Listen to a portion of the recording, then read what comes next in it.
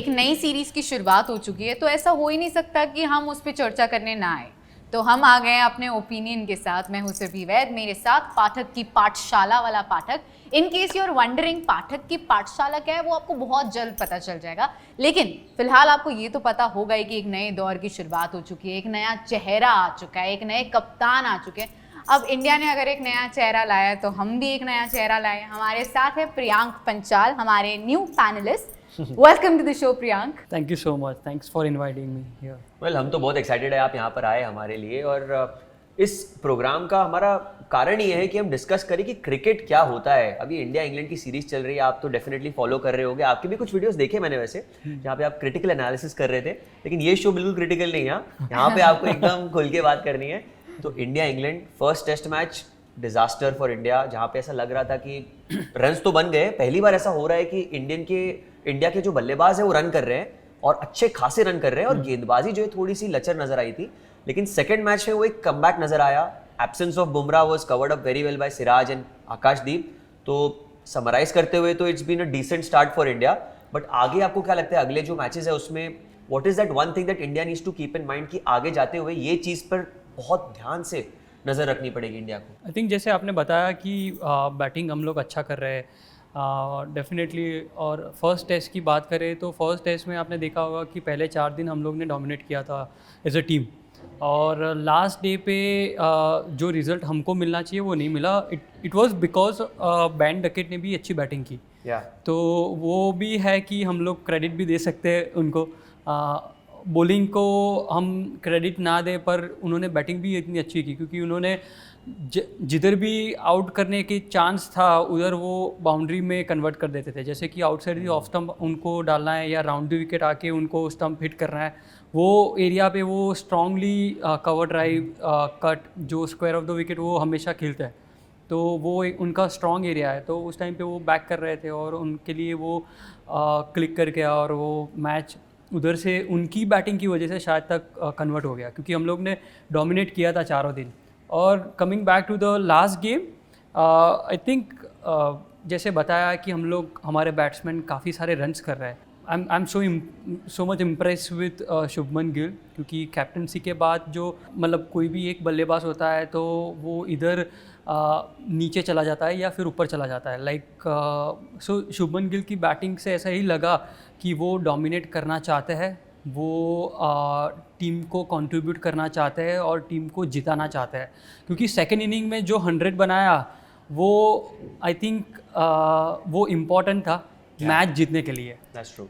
हम जब first match की बात करते हैं, शुभमन गिल उस मैच में सेकंड इनिंग्स में इतने रन्स नहीं बना पाए थे, लेकिन उसकी जो भी कमी रह गई थी ना, वो इस मैच में उन्होंने पूरी कर दी। एज अ कैप्टन एक नए रोल में नज़र आ रहे हैं इस मैच में, और सिर्फ नया रोल नहीं, नए पोजीशन पे भी। हमने देखा था शुरुआत उन्होंने एज एन ओपनर की थी, उसके बाद नंबर 3 पे आए थे, अब नंबर 4 पे नज़र आ रहे हैं।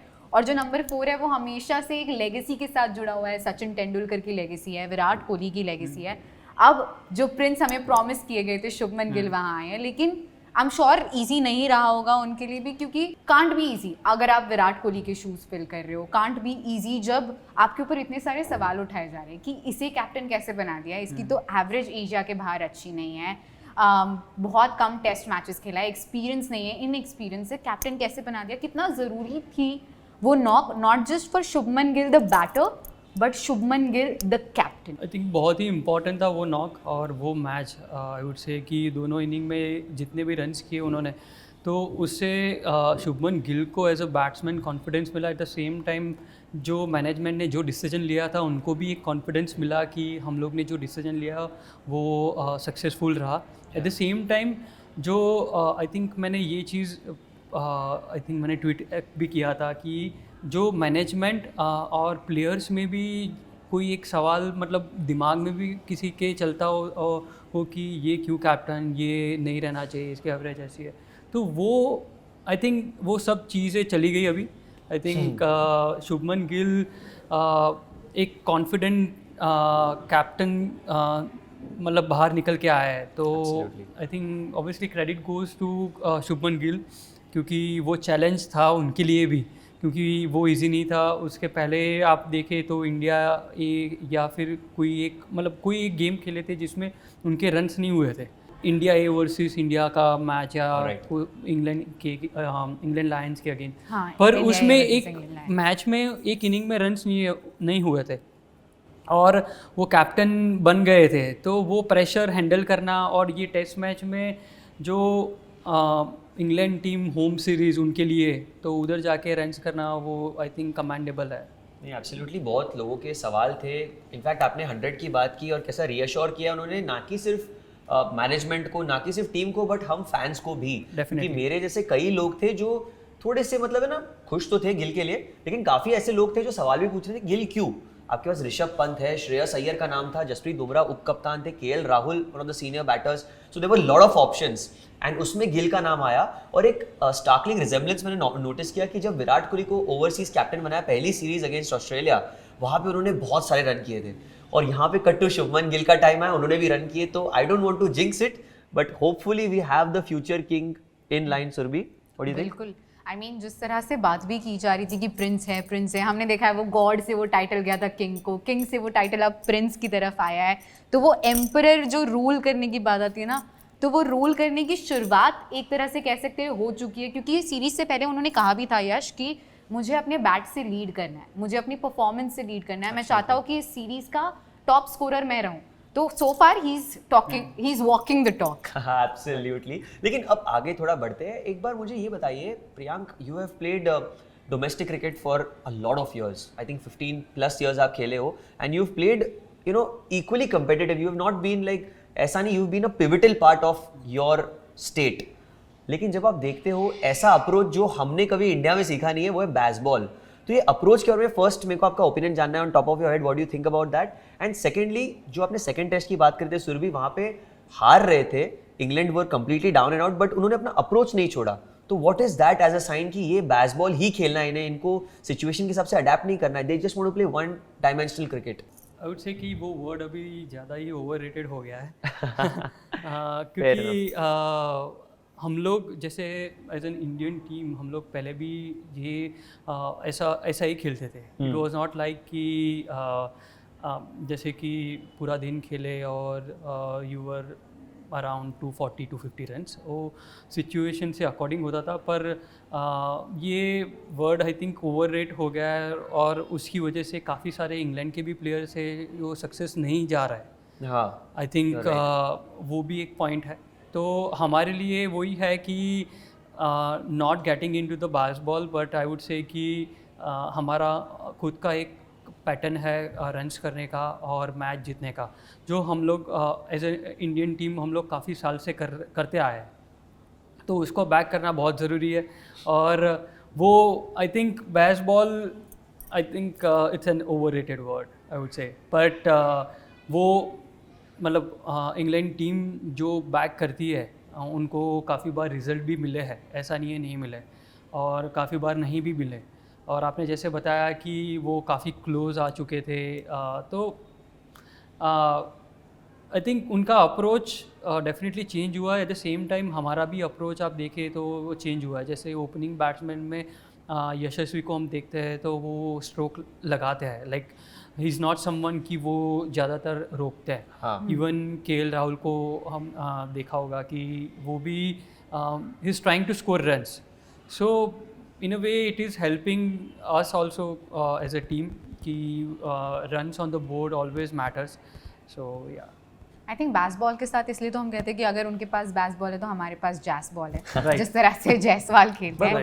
बट एक मैंने नोटिस किया कि बेसबॉल एक फुल प्रूफ मेथड नहीं है, like it's not a full proof thing कि आपके पास बहुत चांसेस है स्लैक करने के बेसबॉल में, क्योंकि आप सिचुएशन के हिसाब से अडेप्ट नहीं करते, आप एक ही तरह का क्रिकेट खेलते हो। क्योंकि मेरे को एक टेस्ट याद है on top of my head, it was between India and south Africa, जहाँ पे आमला डिविलियर्स इन्होंने 300 बॉलें खेली थी मैच को ड्रॉ करने के लिए, बट वो अनफॉर्चुनेटली हार गए थे। नहीं, कोटला में था वो match, I am not too sure, but ऐसा हुआ था। तो इतने बड़े दिग्गज डिविलियर जैसा खिलाड़ी भी अगर डिफेंस कर सकता है, तो अपने बेसबॉल का जो ये रूप है ना, ये मुझे थोड़ा सा क्वेश्चनेबल लगता है। जो यश ने अभी कहा, क्या उसको हम जोड़ सकते हैं उनकी ईगो से? कहीं ना कहीं क्या ईगो बीच में आ जाती है कि नहीं हमारा यही अप्रोच है, हम ऐसे ही खेलेंगे चाहे फिर हम मैच हार जाए। अब ये जो सेकंड टेस्ट है, कहीं से भी ऐसा नहीं लग रहा था कि वो एक दिन में 600 रन्स बना ले, बहुत डिफिकल्ट टास्क था। मतलब अगर वो कर लेते तो पता नहीं क्या ही हो जाता, पर एक तरह से ऑलमोस्ट इम्पॉसिबल चीज़ थी वो।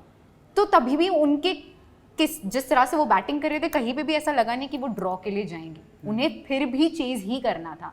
तो क्या कहीं ऐसा लगता है कि बीच बीच में कभी वो ईगो आ जाती है इंस्टेड ऑफ कि नहीं हमें बेसबॉल ही खेलना है, हमें बेसबॉल ही खेलना है? आई वुड से कि ईगो नहीं बोल सकते, बट हर एक टीम का एक स्ट्रेटजी रहता है और हर एक टीम का एक पर्सपेक्टिव होता है कि ये मैच हम लोग इधर से भी जीत सकते हैं, तो आपका अप्रोच क्या होना चाहिए। तो उनके लिए भी वही है कि वो हमेशा सोचते हैं कि वो ऑप्टिमिस्टिक वे से सोचते हैं कि हम लोग कोई भी एंगल से कोई भी सिचुएशन से मैच जीत सकते हैं। तो I think it's a good thing I would say कि ये हर एक टीम में होना चाहिए। पर sometime you also have to check reality कि Exactly. जैसे आपने बताया कि 600 रन एक दिन में वो नहीं हो सकते, मतलब it is next to impossible तो नहीं बोल सकते, बट इट इज़ डिफ़िकल्ट। पर वो लोग ट्राई करते हैं और उनकी बेस्ट चीज़ वही है कि वो सामने वाली टीम में भी प्रेशर डालते हैं वो अप्रोच से। तो उससे आप इनिशियली आप थोड़े बैकफुट पे आ जाते हो एज अ टीम कि वो लोग ट्राई करने ही जाने वाले हैं, तो हम लोग को फील्ड खोल के रखना पड़ेगा। सो आप फील्ड स्प्रेड आउट कर देते हो तो आपको रन्स लीक होना स्टार्ट हो जाता है। तो वो एक स्ट्रेटजी रहता है हर एक टीम का। तो जैसे इंग्लैंड टीम का है वैसे ही वर्ल्ड में हर एक टीम का ऐसा स्ट्रेटजी रहता होगा कि इवन ऑस्ट्रेलिया देख लो, इंडियन टीम का भी सेम है कि जैसे यशस्वी और केएल राहुल करते हैं अभी, जैसे रिसेंटली हम लोग ने देखा। तो ज़्यादातर वो विकेट में टाइम स्पेंड करते हैं, एट द सेम टाइम वो रन्स के लिए भी जाता है। राइट। तो it goes with England team also. तो उन लोग का अप्रोच और हम लोग शायद तक इंडियन टीम भी होता तो 600 के लिए एटलीस्ट ट्राई तो करता ही क्योंकि वो एक नया जनरेशन वाला थॉट प्रोसेस है कि कुछ भी चीज़ इम्पॉसिबल नहीं है, हम लोग ट्राई करेंगे। अगर नहीं हुआ, बीच में ऐसा लगा, तो हम लोग पीछे आके थोड़ा डिफेंस कर लेंगे या फिर हम लोग ड्रॉ के लिए जाएंगे। इंग्लैंड की अप्रोच में मिसिंग थी कि उन्होंने कहीं भी ऐसा लगा ही नहीं at any given point of the game कि वो ड्रॉ के लिए जाएंगे। तो अब ठीक है, वो अपने मेथड को बैक कर रहे हैं, which is good for them. But again 2 matches हो चुके हैं। बेन स्टोक्स, अगर हम इंग्लैंड की बात कर ही रहे हैं, इस टॉपिक पे है ही, तो Ben Stokes is someone we need to talk about. पिछला शतक उनका आया था 2023 में, इंजरी से आए हैं वापस। ऑब्वियसली वो जो ऑलराउंडर की पोजीशन पे ही खेलते हैं, नंबर 6 पे आते हैं, ऑलराउंडर है भी, लेकिन if I am not wrong इतनी बॉलिंग कर नहीं रहे हैं। मतलब कर रहे हैं bowling in bits and pieces, he is adding as that extra bowling option. जो मीडियम पेसर को कभी रेस्ट देनी है तो बेन स्टोक्स आ जाते हैं उसमें, लेकिन फिर भी like you said, you know, जो मेजर एज अ ऑलराउंडर आपको दोनों कहते हैं ना कि डिपार्टमेंट्स में इक्वली कंट्रीब्यूट करना होता है, वहाँ पे उनका कहीं ना कहीं इतना स्लैक कर रहे हैं वो एज अ बॉलर, एंड ना विकेट आ पा रहे और रन भी नहीं आ रहे। तो Priyank, what is going wrong with Ben Stokes? I think Ben Stokes, जैसे मैंने देखा 2 मैच में उन्होंने जितनी भी बॉलिंग की, तो बॉलिंग में ऐसा ही लग रहा था कि वो विकेट लेने के लिए डाल रहे हैं और विकेट उनको मिल भी रहा है। आई am not talking about the 5 और 10 wickets, but I am talking about जो राइट टाइम पे विकेट मिलना चाहिए तो वो मिल रहा था उनको। और एक प्लेयर जब भी इंजरी के बाद आता है तो वो कमबैक करना थोड़ा इजी रहता है। आई am not talking about the exact comeback कि आपका फॉर्म नहीं है और उसके बाद आपको कमबैक करना है। I am talking about injury के बाद। तो आई थिंक बैटिंग में डेफिनेटली कंसर्न है क्योंकि वो टाइम और वो जो पोजीशन पे है तो उधर उनका कंट्रीब्यूशन उनकी टीम के लिए मैटर कर जाता है और उनको जिताना है। तो और हम लोग ने पास में भी देखा है उन्होंने सिंगल हैंडेडली कैसे मैचेस जीता है। आई थिंक मतलब वर्ल्ड कप की बात कर लो या फिर कोई भी मैचेस की बात कर, एशेज, तो उन्होंने जीता है। तो I think it just matter of some time, I think, but it is concerning उनकी बैटिंग। बॉलिंग में इतना कंसर्न मेरे को नहीं लग रहा है क्योंकि वो उतना जो एज एन ऑलराउंडर जो देना है वो टीम को कंट्रीब्यूट कर रहे हैं एज अ बॉलर। राइट। नहीं, तो आपकी बात तो मैं मोर और लेस अग्री करता ही हूँ कि you know it's a matter of time, शायद वो कम बैक कर जाए। क्लच प्लेयर है वो, यू नो सिचुएशंस में कर चुके हैं क्लच वो। लेकिन मेरा ये क्वेश्चन आपसे ये है कि ऐसे बहुत प्लेयर होते हैं जो इंजरी के बाद आते हैं, कुछ मैच खेलते हैं, फिर ब्रेक ले लेते हैं और फिर खेलते हैं। तो इंडिया में भी ऐसा होता आ रहा है। You know Jasprit Bumrah, Surabhi, we were talking about it the other day कि जब जसप्रीत बुमराह की हम बात करें, मेरे अजम्पशन पे as of now world cricket में वो नंबर 1 बॉलर है तीनों फॉर्मेट में, चाहे T20 हो, वनडे हो या टेस्ट हो। लेकिन ये जो वर्कलोड मैनेजमेंट है, ये एक नया वर्ड जो बहुत सारे यंगस्टर्स अभी भी क्यूरियस है कि ये है क्या exactly Priyank. You have played so closely with Jasprit. आप गुजरात टीम में रहे, आपने उनको लीड भी किया at some point if I am not wrong.